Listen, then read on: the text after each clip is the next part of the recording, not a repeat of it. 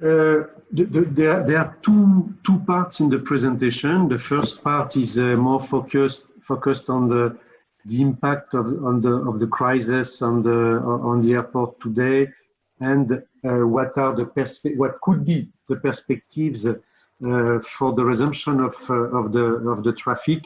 It's a difficult exercise, as you just mentioned it before. It's difficult to be able to forecast what will be the measures taken by the different states and countries, and to allow this resumption of operation, how the airlines will fly and take decisions. But nevertheless, we'll see some insight.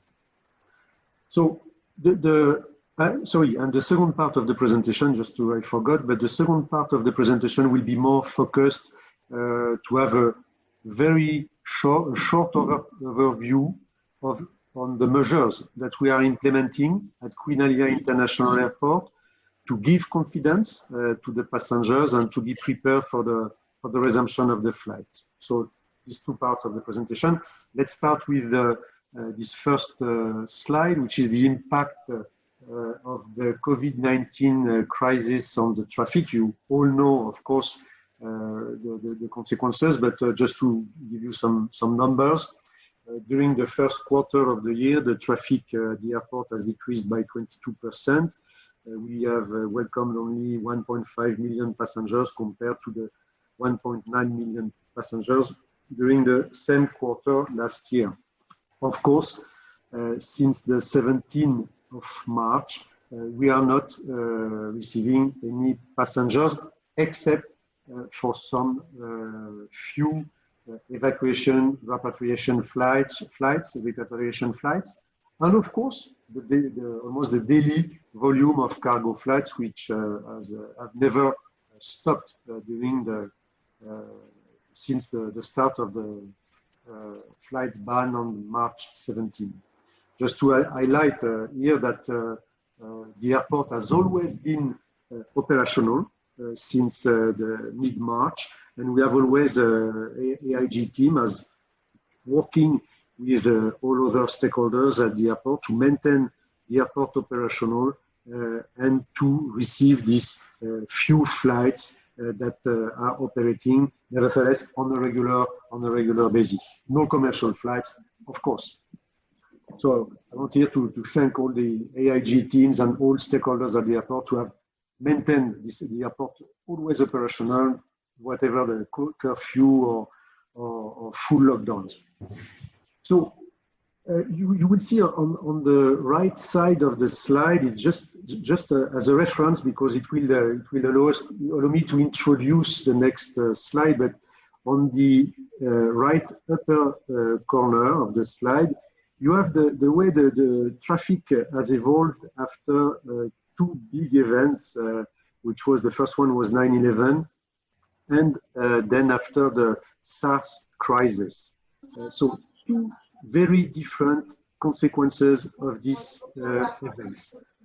As you can see it, for 9/11, the traffic has never recovered the level that we had, the trend that we had before.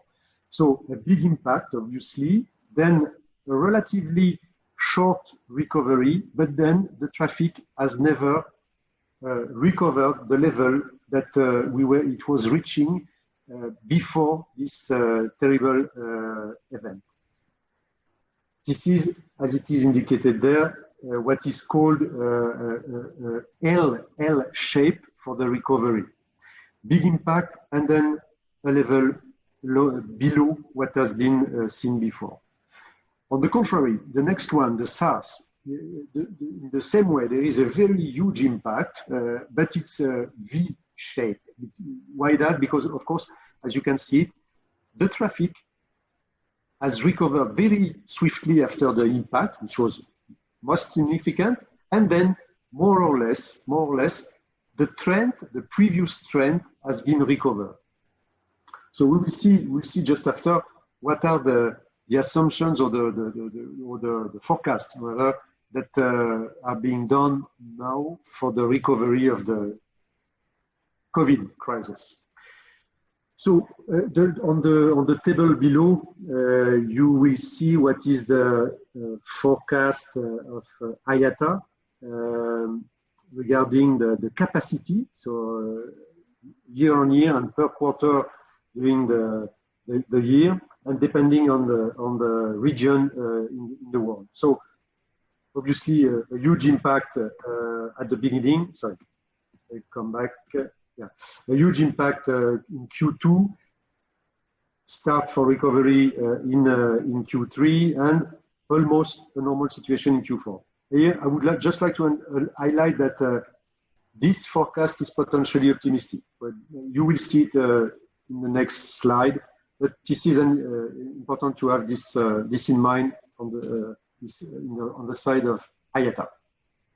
So on our side for AIG, our forecast for the year, taking into account the current situation and what is being forecasted worldwide, we estimate that we will see a reduction of 52% in terms of passenger numbers compared to, this is the full year, 2020 against 2019. So we estimate that the traffic this year will reach 4.2 million passengers at the airport. Just to have that in mind, in 2019, we have welcomed 8.9 million passengers at Queen Alia International Airport. So, of course, an incredible impact that we are, and the most critical part being today, this month of April and May. It's obvious, the last point, but measures to support the air transport industry and the tourism sector are, of course, of paramount importance, and to prepare a recovery, a resumption that could be as swift as possible under the circumstances. We will see how, as I mentioned it before, we will see how we are preparing this resumption later on in the presentation. Just to continue on what could be the perspective for the recovery of the traffic, this is a slide which has been done by ACI. You mentioned just ACI before, so ACI is using all the experience and capitalizing on all the information they are having from all airports worldwide, and they have measured the impact on the economy of the air transport economy with big impact. So here, to come back on the comments that I did on the previous graph, you see the expectation, and this can be part of the exchanges just after, but the expectation for the recovery of the traffic, this is not, of course, for a specific region, this is done at a global level, but is to have a recovery similar to the one of 9/11 in a certain way.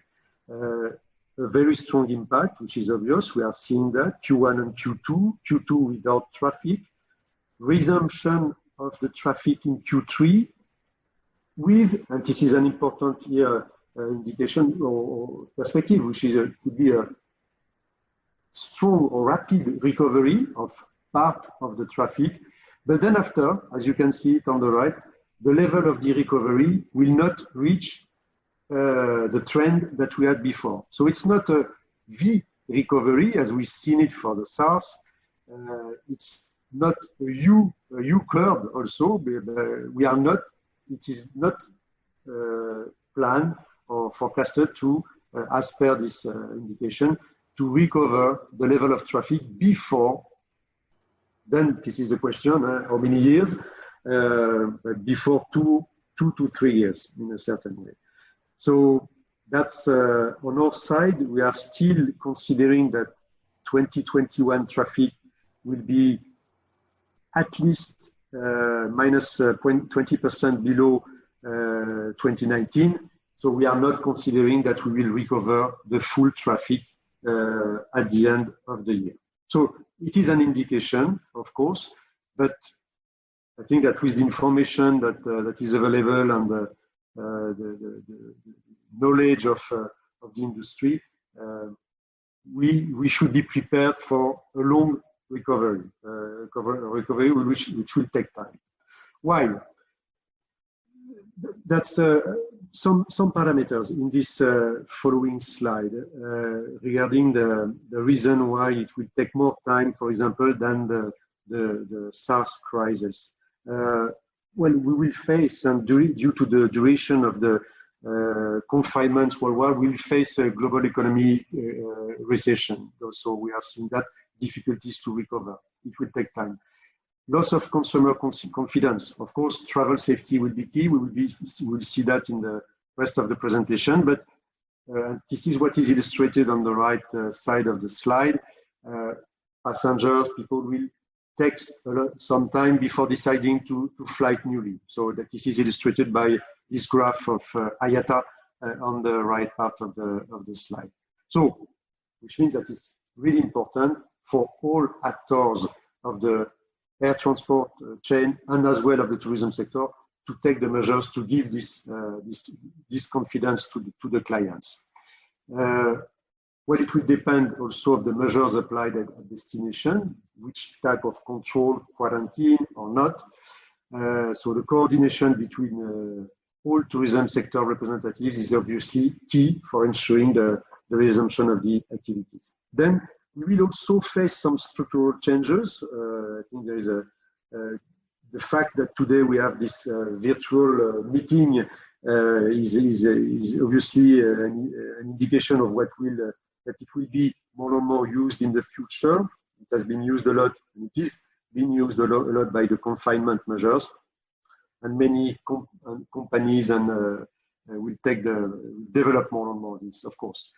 Then there will be the air travel environmental impact, of course, and this is independent from the COVID crisis, but it had started before. It will take more and more importance. Just to mention here that carbon neutrality, we consider as AIG that it is really important also as a parameter to demonstrate that using air transportation, the impact of the air transportation is managed and compensated. We were the first airport in the Middle East to achieve this recognition of being a neutral airport in terms of carbon emission. It was in 2 years ago from now. So these aspects are also, I believe, really important to facilitate and promote the resumption of the traffic. And last, some measures that will be necessary and important to give the confidence and to ease the processes in the airports, and for which each actor has to take his part and promote, let's say, these points. Home checking as much as possible. Checking at the airport should be used only to drop a luggage, only. So home checking as much as possible. Whenever available, self-baggage tag printing and drop baggage, just dropping, but no more lengthy checking procedures, minimizing the exchange with the airport employees. E-boarding pass, no paper. This is already existing, but generalizing this. And then e-gates, we'll see this is also an important parameter to process the flows without contact as much as possible. So then we'll start the second part of the presentation. I will go very quickly. It is just to give you an overview of the measures that we will take at Queen Alia International Airport in terms of health, safety, to face this health crisis. So these are measures that we have defined in compliance with national, international regulation, of course, and part also, AIG is part of Group ADP, a network of 26 airports. So we are capitalizing also on the experience of the network, and of course, Airport Council International. So we will take care of the passengers and the employees at the airport. This slide gives you this is the summary of all the measures that we are targeting and that we are for which we are prepared and we are implementing progressively at the airport. There are some transversal measures, some process-specific measures, checking, security, boarding, process by process, and the health control measures. In the rest of the presentation, I will just present the transversal measures. Just for you to know, on the process-specific measures, we are working with the authorities to change the procedures for the security checks and controls. So all these aspects of the processes at the airport are being re-evaluated at the light of the crisis. For the last one, we are still waiting for the indication of the entities in the government to take the decisions or give us the indications to work closely with them and facilitate the decision, the implementation of the decisions that they will take regarding the control of the temperature, arrival, departure, how to do it, tests to be done at the airport for the arriving passengers, etc. So today we still don't have the full visibility on this. There is a group under the leadership of the CARC Chief Commissioner working on this, and then once we will have the indication visibility on this, of course, we will work with all the involved entities to implement these health control measures at the airport. So just a short overview of the general measures, transversal measures that we will apply and that we are implementing today at Queen Alia International Airport. Communication will be obviously an important part of this. So we will convey messengers on the coronavirus symptom, the physical distancing. We will, of course, distribute in the media and use very different medias, our flight information display system, our website to display and inform about the measures applicable at the airport. We'll see which measures just after. And of course, regular announcement through public announcement through the terminal. And a lot of new signage. As you can see, we are already implementing all these indications, and we will implement in the terminal regarding the social physical distancing at the airport, mainly in the waiting areas. And so on. So keep a safe distance and all the measures. So communication will be obviously an important part of the measures, the new measures implemented at the airport. Cleaning and disinfection, that's for sure. So eye contact areas will be cleaned with higher frequencies. Of course, X-ray at security will clean the trays after each use. So there is a significant new logistic that will be implemented to give the confidence and ensure that this heavy and frequent touch eye contact areas are being cleaned. So, of course, personal protective equipment to be worn by the cleaning staff, etc. Even the trolley recycling agents will adopt some specific procedures with the trolleys. In terms of personal protective equipment, of course, all employees, Airport International Group employees, but also subcontractors and companies working at the airport will wear masks. And the target is obviously at the light also of the defense order, the number 11. The objective is that any person, including the passengers entering in the terminal, will wear, of course, a mask. That's part of the measures. I'm describing these measures. Of course, these are not measures that we are taking by our own. Most measures are decided by the government and so on. These measures are a combination of what is being done in most of the airports to satisfy also the conditions of having a kind of reciprocity and harmony between the one airport and the other, to give confidence and to be sure that we'll be able to resume as many destinations as possible from the beginning. Today, what we are listening is more and more this concept of bubbles between two airports and so on. But the objective, of course, is to have a wider concept, being to have global measures applied on all airports that will give the necessary confidence for the flights to resume. So we are also implementing protections on each counter in the terminals, or whether either for authorities or check-in. So that will be there will be a protection. Protection of the employees is also an important part of the actions that are being taken. So this is an example of these measures.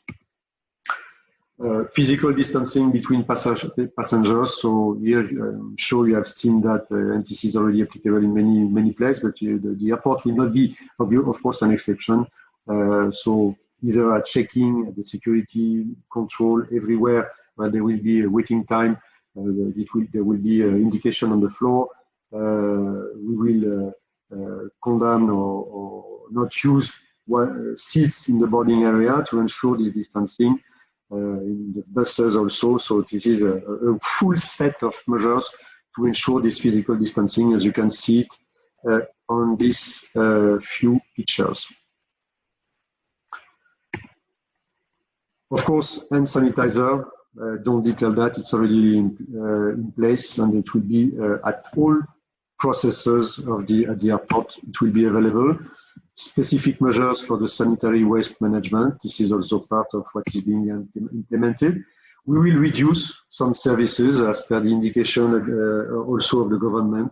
The objective is always the same, physical distancing, and to adopt the best preventive measures as possible. We have also a set of measures that will be implemented in our retail and restaurants, in the shops, so physical distancing, and protective equipment by the employees, of course. It's an additional technical detail, but we will also modify the way our air conditioning system is working to have the maximum use of fresh air in the facility. So this is, in summary, the measures that we will take at the airport. Just as I mentioned it before, and the objective is, of course, one is to give confidence to our clients and to all employees and all airport employees that the airport is a safe place and that we can resume the operation in the best condition possible. So that's a little bit the overview of what will be done by AIG at Queen Alia International Airport. Thank you so much, Mr. Claude. Very insightful and I'm sure very relevant to everyone here with us.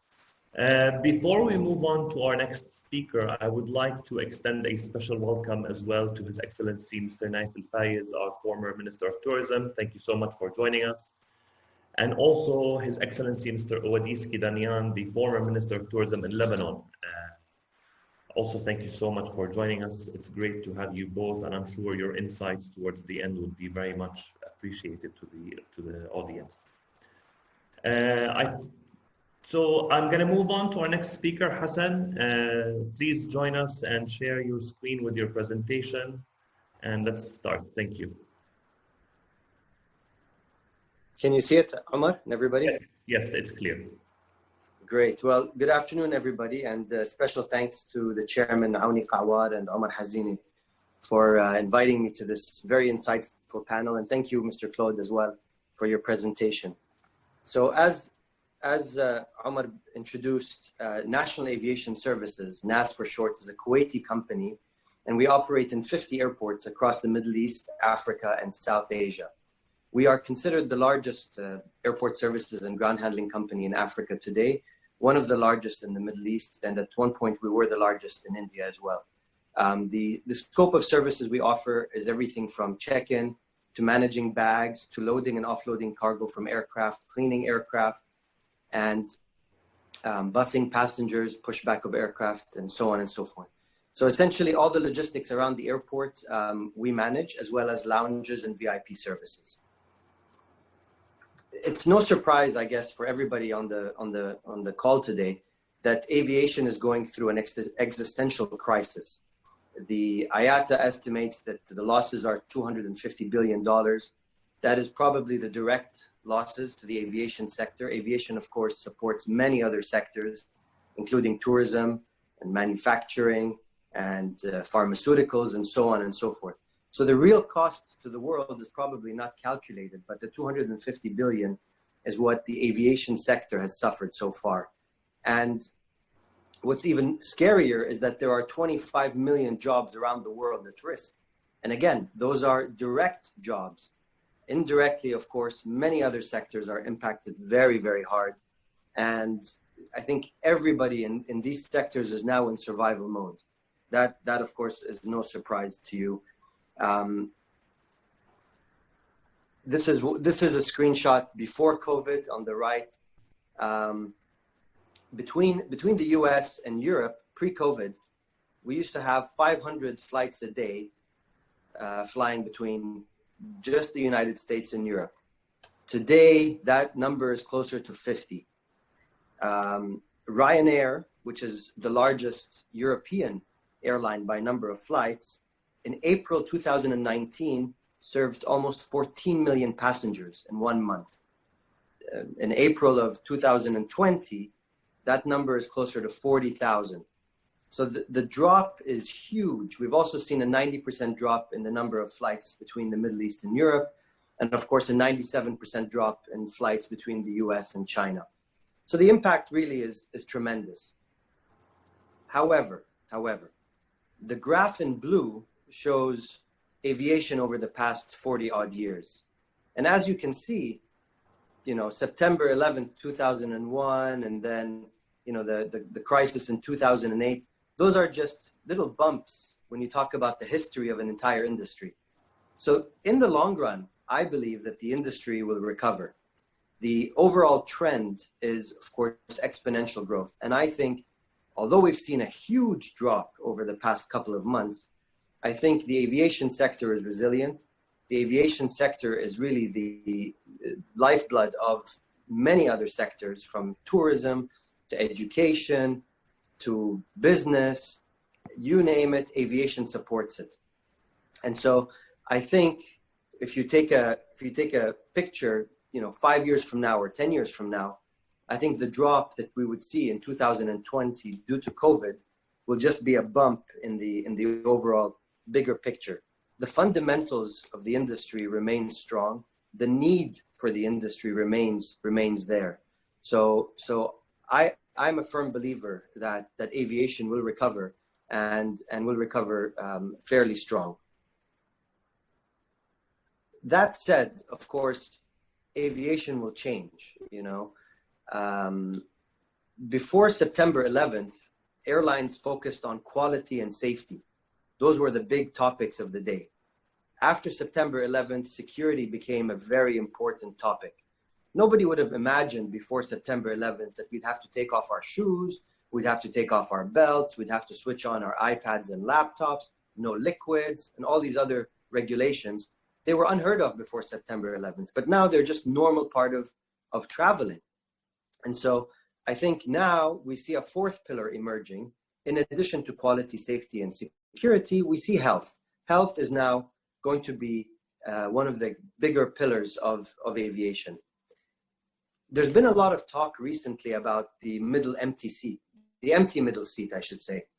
The IATA recently dismissed that, saying that studies show that an empty middle seat does not actually protect the passengers. And many airlines are pushing back because it would obviously have a detrimental effect on ticket prices and therefore the overall load factor of the airline. And so the idea of requiring airlines to keep the middle seat empty, I think, are going away. What we will see, as Mr. Claude said, is the requirement of face masks, additional sanitizing of the aircraft, of the check-in counters, escalators, elevators, all of these other things. There is, in my view, a positive angle to this. a lot of airports witnessed huge queues and continue to witness huge queues around holiday seasons. I think what we will see is that airports will be forced to do away with those long queues. And so actually, the passengers, although passengers will have to have additional health screening, we will have to do away with the long queues. And so the passenger experience may actually come out a little bit better. And that's something positive that we should be thinking about. The second positive angle, I would say, is that airlines are now required to build flexibility into their bookings. Right now, we are in obviously the first wave of COVID. We don't know if there will be a second wave or a third wave. And so everybody is trying to book for December, January of next year and so on. But people want flexibility. They don't want to commit. Everybody's saying, well, you know, if there is a resurgence of COVID, I want to be able to cancel my ticket and get a refund. And so you'll see, you know, I've put QR and Emirates. They're both offering very flexible booking options. And I think many other airlines are doing the same. So this actually works to the benefit of the passengers. And I think we'll see this continue. I think we'll also see a lot of airlines either go bankrupt, which we are seeing today, or governments will have to bail them out. Now, the government bailout, I don't think will come for free. The governments will force airlines to restructure. They will force governments to do away with a lot of the frills that they offered previously. And so I think the idea of traveling in ultra luxury, that may be in question in the long run, because governments will expect the airlines to reconsider what they offer for free and, you know, their overall balance sheet and income statement. So that, I think, is something that we need to be cognizant of. And airports and airport services companies will also need to focus on collection from airlines, because a lot of airlines are really struggling. And finally, I would say that cargo is growing in importance. An interesting statistic is that cargo makes up less than 1% of all of the air cargo, I should say, makes up less than 1% of all the cargo that goes around the world in terms of weight, but 30% of the value of all the cargo that goes around the world. So high value shipments are almost always transported by air, whether that's high value goods, pharmaceuticals, even cell phones, they all go by air. And so I think we will see that airlines will focus a lot more on cargo and require the whole aviation ecosystem to relook at how cargo is handled and served across the world. As Mr. Claude said, I think all players in the aviation ecosystem are reconsidering how they do business. We at NAS, for example, have created different kinds of committees that focus on health and ensure that we are complying with the latest health requirements in every single country and every single airport where we operate. We are, of course, focusing on the health of our employees as well as the health of our passengers. Awareness is very important, so we are placing media all over the airports, you know, including staff accommodation, staff transportation, our offices, etc. We are offering free sanitization to everybody, including passengers. Health screening, you know, temperature is just one way. It's the most basic way, but it's definitely not the most advanced way. The PCR test that we know of today is probably the most advanced. And finally, we are looking at several technologies to facilitate the passenger experience and to harmonize international travel in a day of health. One of the challenges I think we will face, you know, in the future is that each country has different health requirements, just like visas. In the past, you know, visas were an issue. Somehow the world has managed to unify visa requirements, and so everybody knows what is required of them from a visa perspective. I think we as the aviation sector need to work closer together with one another to harmonize how health requirements are communicated and met by the passengers. And thank you very much to everybody. Thank you, Hassan. Thank you so much. This was also very insightful from a maybe more regional perspective. So before we move on to our Q&A, I'm going to ask His Excellency Dr. Talib Rifai, His Excellency Mr. Naif Al-Fayez, His Excellency Mr. Kidanian to address us with their comments. I'm going to start with His Excellency Dr. Talib Rifai. Thank you so much. I'm very happy to be here with all of you. Particularly, I'm very happy to see Mr. Abadis with us. How are you, Abadis? Good to see you all. Okay. Now, I have a couple of questions here. One is regarding the protocols. Are we considering any kind of certification, any kind of reassurance? Because I think that just removing the restrictions of travel, not going to bring back the industry. There is a lot of health and worrying issues, psychological fact. I think we need to identify certain companies around the world that will be ready to certify our procedures. So you come to Queen Alia International Airport, you find it certified as a corona resilient zone, for example, something like that. I think we should look into that. The second thing is with regard to flexibility in timing. Are we thinking of including insurance companies? Insurance companies do have some flexibility in trying to ensure what happens if you change your tickets. This would reduce the cost a little bit on the airlines and would put some insurance companies into work. I have so many other questions to ask, but these are the two ones that I want now. Thank you so much. Third point is, please could we have your copies of your presentation at some point in time? Thank you so much, Nicholas. Thank you, Dr. Talib. Yes, this session is being recorded. We're going to be sharing it as well with our database. Whoever wants a copy of it also will be sharing it. We have the contacts of everyone joining as well. I want to also, if I may, just say thank you to Hassan for his optimism. I think it's a good spirit that he's presented his presentation. Thank you so much. Thank you. Your Excellency, Mr. Naif Al-Fayez, may I please ask you to address us with your comments? Thank you, Hassan, for having me with you today, and interesting presentation and important one at the same time. I think we're all interested in seeing how we're going to be moving forward. And as Dr. Rifai said, it is the procedures that we have to follow.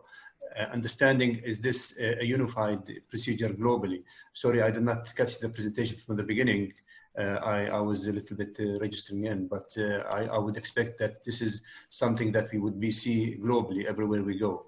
And this in terms is required to reflect also not only on the passengers, the regular passengers, but also on us, the tour operators. And I assume a lot of my colleagues who are tour operators here, they need to understand what procedures has to be taken and put in place for them to be able to move forward.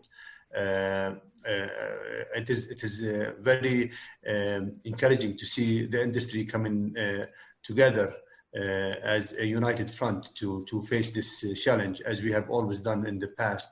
And I'm looking forward to seeing us overcoming this challenge, as we have come many other challenges in the past. I am here more to listen than to give any input. I definitely would like to participate later on if there are any more comments I would like to make. Thank you for having me. Thank you, Excellency. Good to have you as always. Mr. Kidanian, may I also ask you please to address us with some of your comments? Yes, of course. First of all, thank you for Mr. Auni, Awar, and for all of you to host me on this virtual panel, and special hello for Dr. Rifai. I think this is a very important presentation. I'm not very professional in terms of aircraft or concerning the aviation issue, but I think the impact of COVID-19 in terms of tourism, it will be very, very, very severe.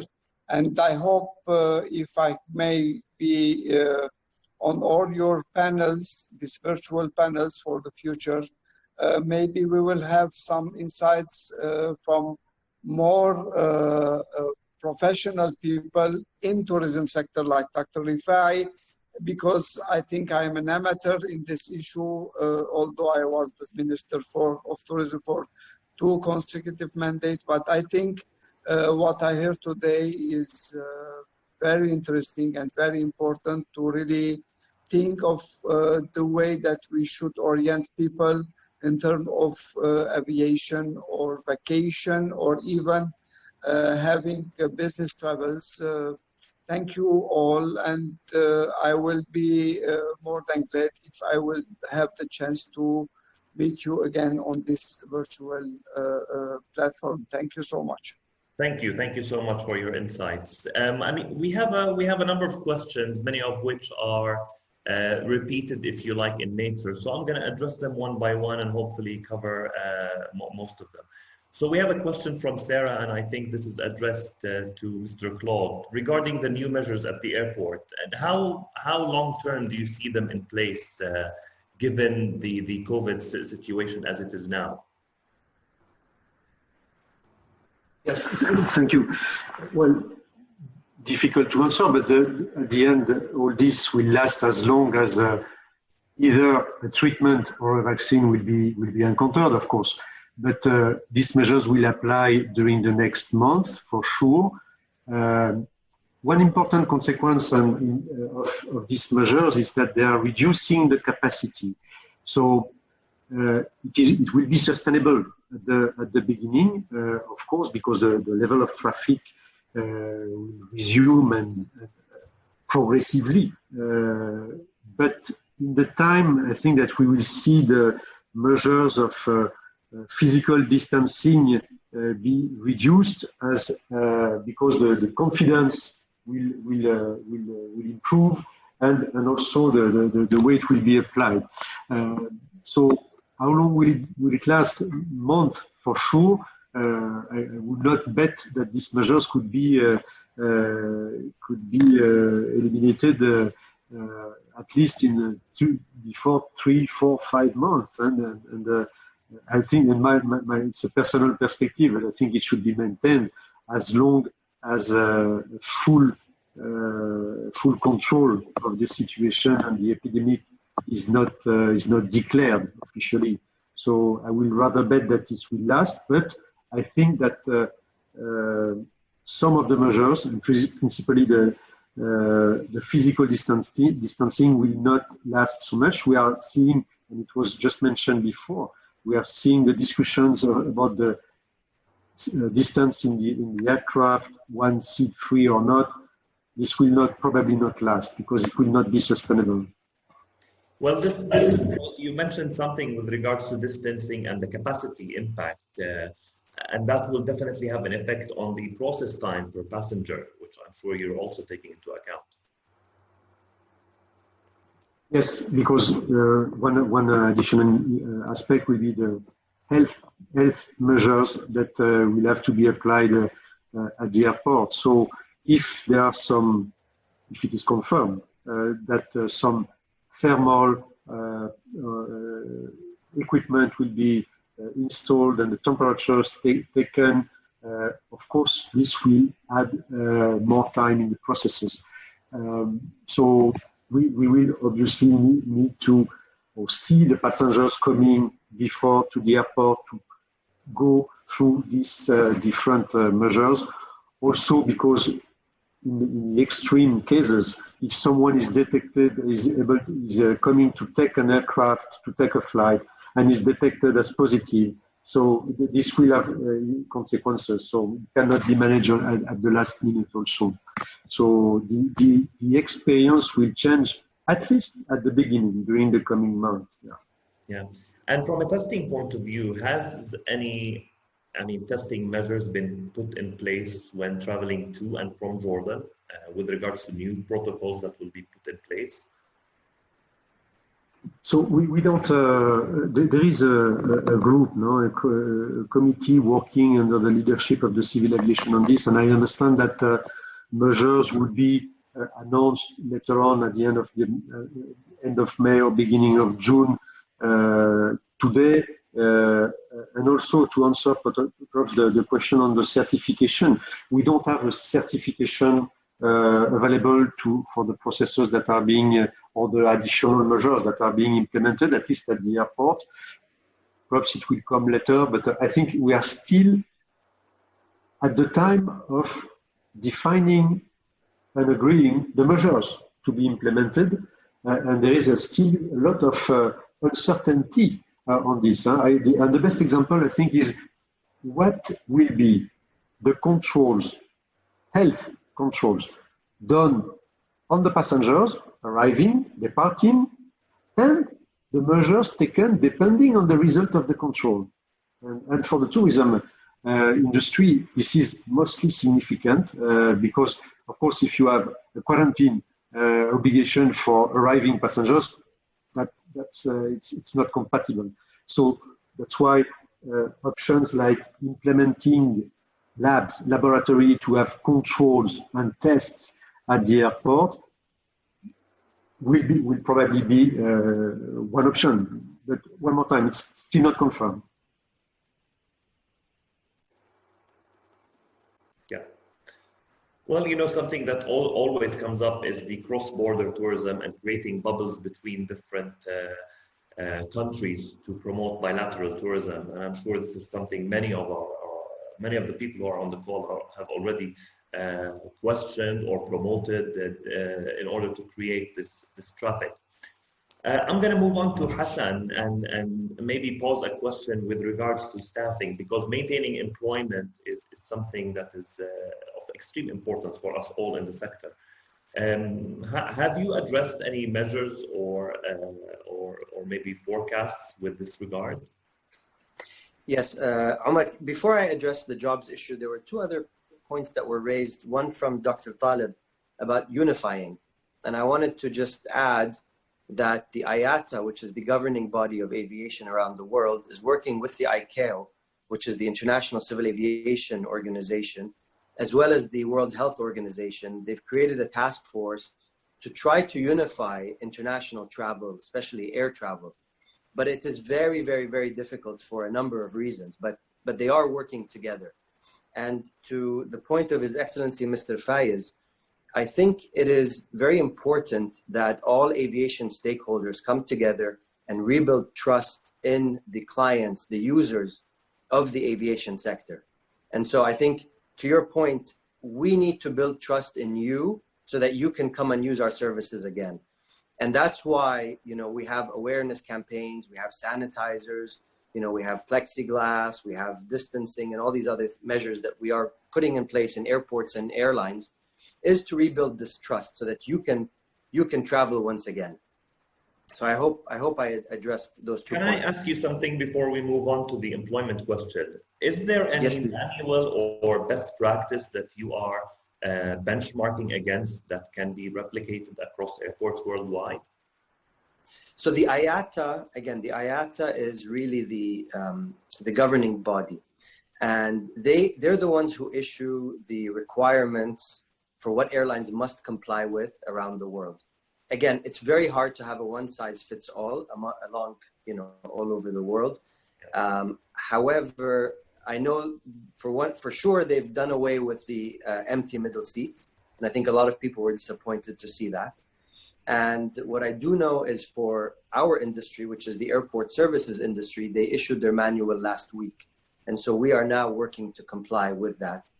It does not, unfortunately, have a lot of specifics. So if you open it and you're looking to see, specific, detailed tasks that you must do, it will not be in there. What they have are more general requirements, and then you need to take those requirements and tailor them for local regulations and practicalities. Thank you, Hassan. Yeah, so going back to the issue of employment. So, Omar, jobs, obviously very difficult. We've seen around the world, BA has laid off more than 35% of its workforce. Similar in the United States, similar with Emirates and Etihad and Qatar Airways and everybody else. So we as NAS are unfortunately going to have to do similar reductions in our workforce. Pre-COVID, we had about 8,000 employees. Post-COVID, I think we will have significantly less than 8,000 employees. We are doing, as I can and, you know, as you can imagine, we are doing everything in our power to try to minimize the impact that will have on people's livelihoods, on people's careers. But we need to make sure that the company survives so that in the future, we can possibly rehire all the people that we had to let go of because of no fault of their own. They're all qualified people. They're all, you know, highly experienced people, but, you know, the circumstances dictate that we have to take these difficult decisions. Absolutely. And Mr. Claude, may I address the same question to you from the perspective of the airport here in Jordan? Well, on our side, we don't have, our workforce is not fully dependent of the volume of passengers. So our main task, obviously, is to maintain the airport operational. And so most of our teams are really focused on that. And as I mentioned it before, we had all the airport operational during the crisis. We are facing, obviously, significant difficulties for the lack of revenues. Like any actor in the sector, or many and most all industries. But for the time being, we are not considering changing anything. We need our teams to maintain the airport operational, and we are targeting a resumption of the flights in the coming weeks. So we will need all the team to face that. But of course, we have launched a significant and important saving plan to face the full and total absence of revenues during these months, which is of course critical, like for any of the actors present here. Yeah, well, again, you just mentioned it, but the question keeps coming in. When will the airport open, and where do you estimate the first flights to be at? I don't know if you have something to add. One more time, and it is the decision, of course, has to be announced officially. This is the end of the flights ban. My best guess would be for mid-June. So we are targeting on our side to be fully ready by mid-June, and hopefully it will take place. I think that there are many signals worldwide for some resumption of activities. July, I would say, sure that the question would be, will we have some flights before in June? I believe so, but at the end, this is purely a governmental decision, depending on in each country, depending on the epidemic and the situation, the economic and also impact of the crisis. But on our side, we are ready. We are doing everything to be ready for mid-June.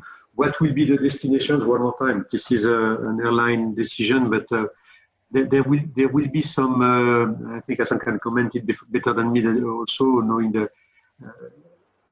there will be limitations also on certain markets. For example, connecting markets will be difficult to resume, because how will you manage some passengers arriving in connection at an airport that will be detected positively with the COVID and so on. So I think the markets that will resume will mostly be at the initially origin and destination markets, and obviously with the main airports and capitals and worldwide first.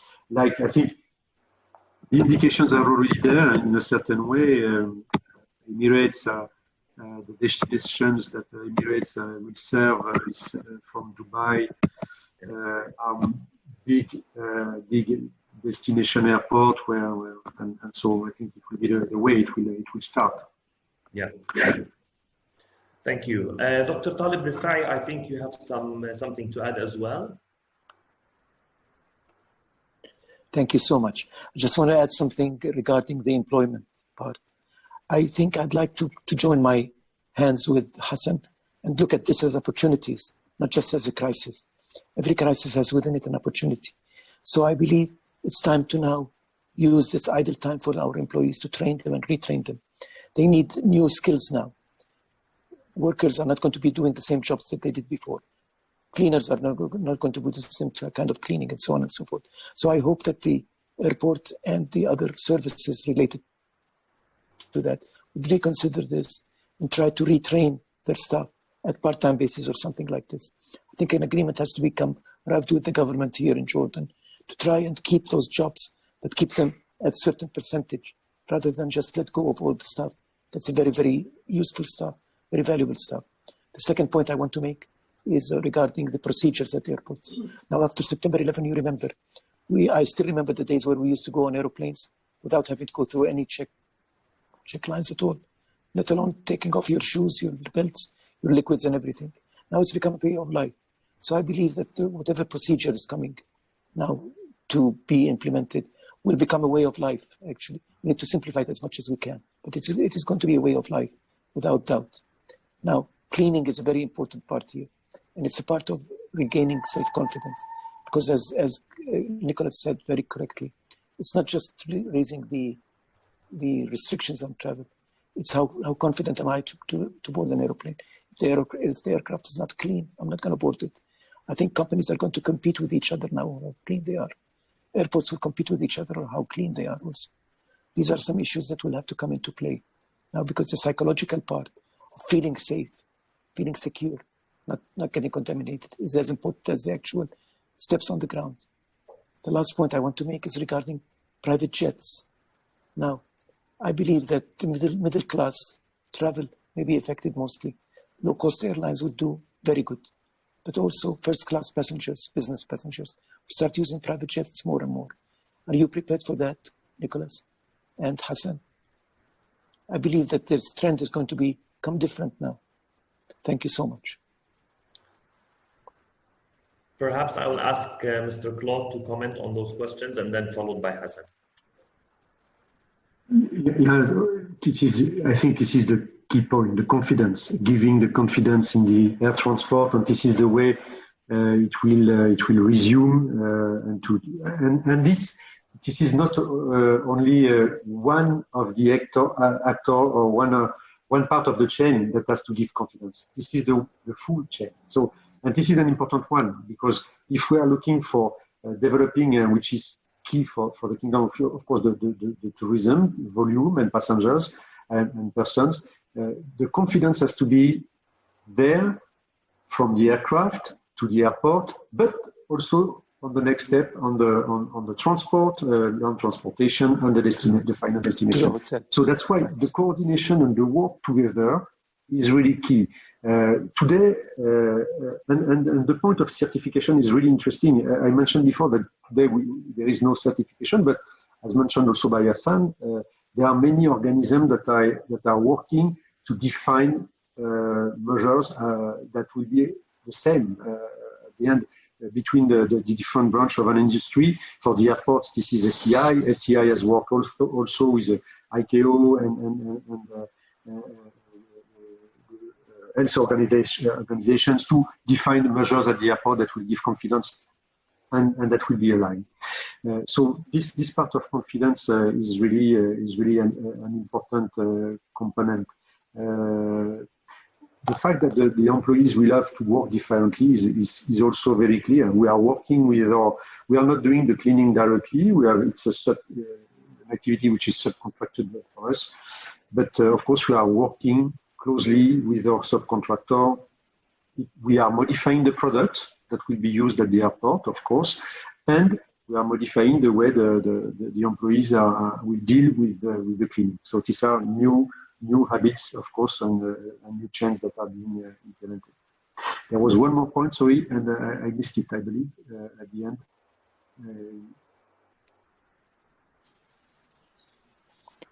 Yes, it's the issue of, well, I'm sorry, I missed it too, it seems. From my notes, we pretty much covered everything. Yes, I think you did. Thank you. Okay, Thank you so much. Yeah. Well, I have two more questions. One is regarding lounges and catering moving forward, maybe on flights that are shorter, and maybe 5 hours or less. How do you envision, maybe let me ask Hassan this question, how do you see this being managed moving forward? So the last point of Dr. Talib was about private jets, which I wanted to comment on. And I think that it's a very good point, because private jets are growing in demand, and there's now very creative schemes where you can essentially buy a membership, a monthly membership, an annual membership. You don't need to spend $20 million on a private jet. You can sign up for a membership, and a lot more companies are obviously buying jets for their executives. So I do agree that there will be a huge demand for private jets, and we at NAS are launching a lot of initiatives actually to get more involved with private jets. So that's a very good point that was raised. Also, Dr. Talib, you raised a very good point, which is security is a way of life now. And I completely agree that in 5 years or 10 years, health checks will be a way of life as well. And we will never imagine that, 20 years ago, we traveled without health screenings. It would be unimaginable. So these are interesting times, I think. But more interesting is China today is serving 10,000 flights a day. I mean, they have almost recovered 60% from the volumes that they had pre-COVID. 10,000 flights a day. I was surprised when I read that statistic, and I cross-checked it in 2 other places, and it turns out it's true. So I think, it's just a matter of time before the world comes together, realizes that certain requirements are needed in place at the airports and with the airlines. And I think whether it's June or July or August, but I think the airlines will be flying in the air within a few months. Thank you, Hassan. I have a question for Mr. Claude with regards to the investors you have at the airport, people who have the different outlets, the different stores. I mean, obviously, this is something of a management, a decision on many different dimensions. What has Queen Ali International Airport done with regards to its relation with its investors?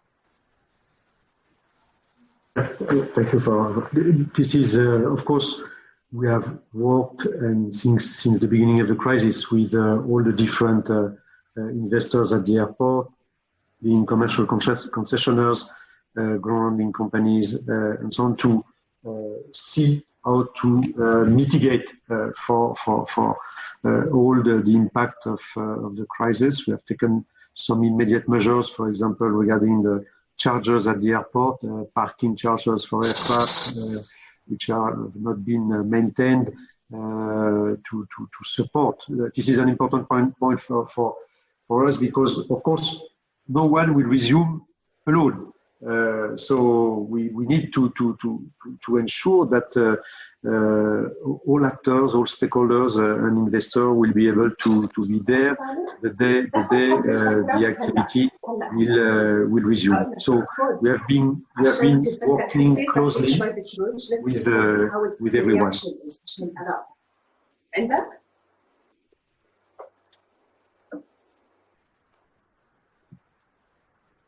And perhaps one point on private jets, I think that's for the point I missed previously, but I think it's an interesting one.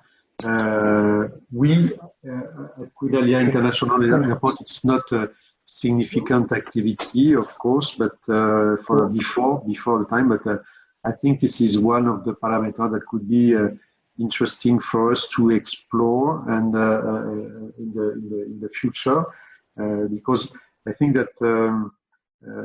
The market will resume, of course, but I think there will be some long-term impact and structural changes in the way this resumption will take place in the future.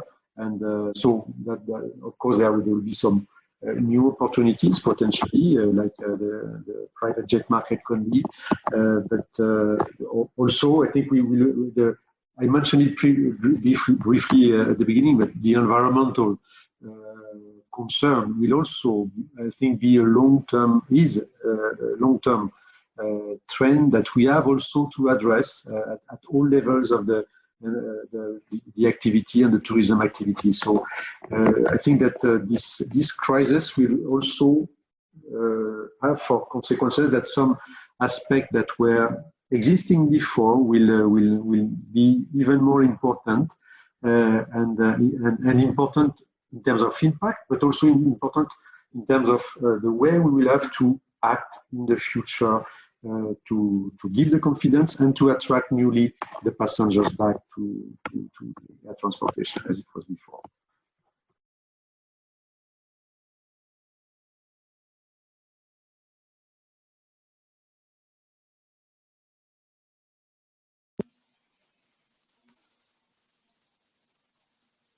Something wrong?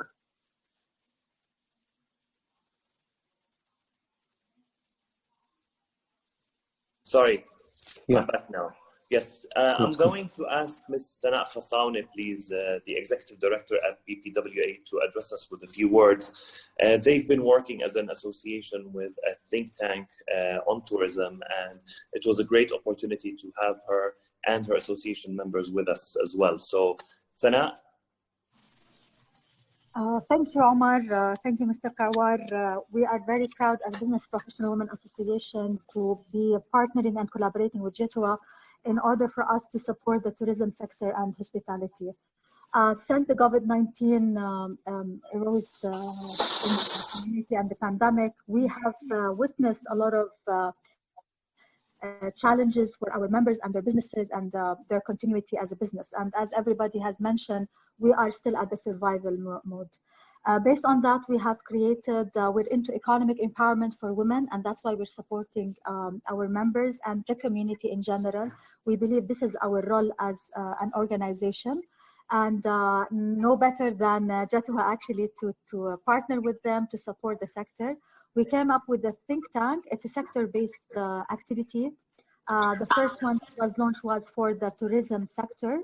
And thank you for all the speakers, Mr. Hassan and Mr. Julio, as well, and Mr. Claude, for this session. It was very informative.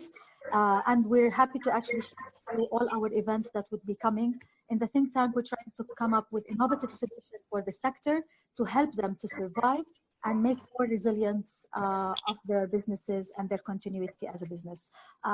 Everybody will be more than welcome to join us, and please just check us. It's a Business Professional Women Association.